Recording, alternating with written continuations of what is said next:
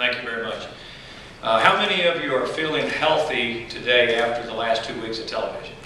Especially last night. I'm feeling healthy. But hopefully that's behind us.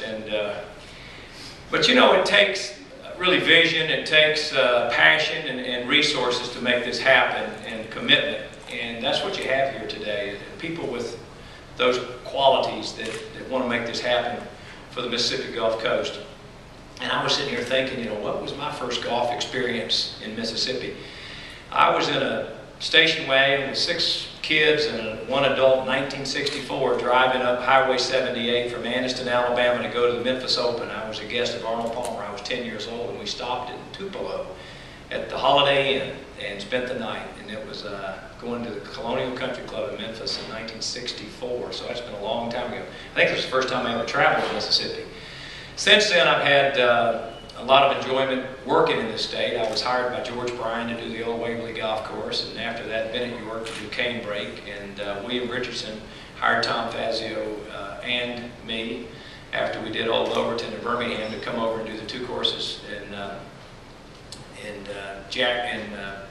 Philadelphia.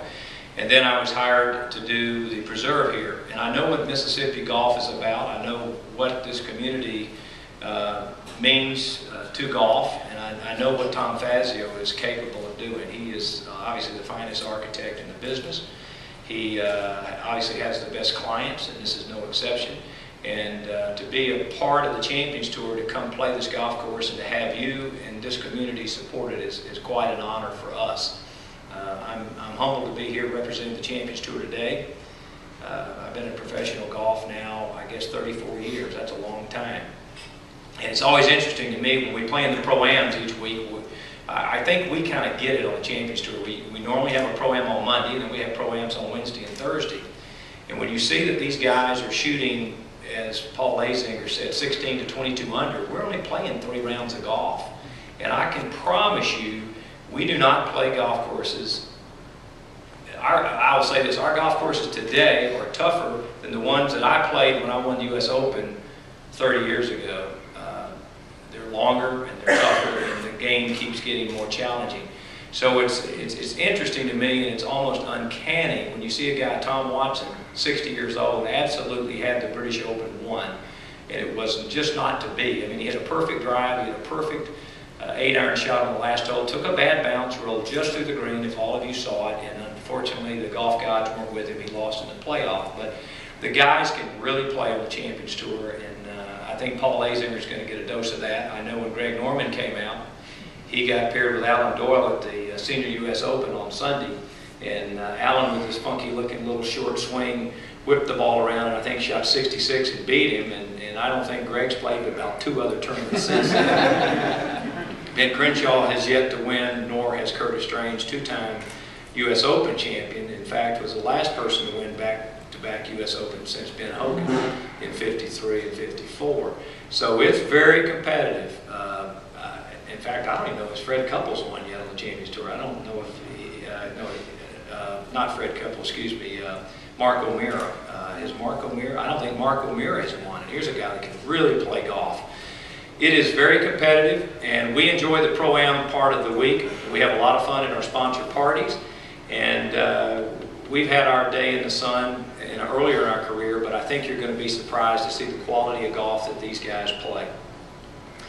It is exciting to see companies come together in this community. When you take the entertainment community that you have here and you tie it with the business community that's wrapped around the Mississippi Gulf Coast and all the leaders that have come together to make this happen, it's going to be a reality. It's going to be great to put the Mississippi Gulf Coast on the national stage in the world of not only golf but entertainment.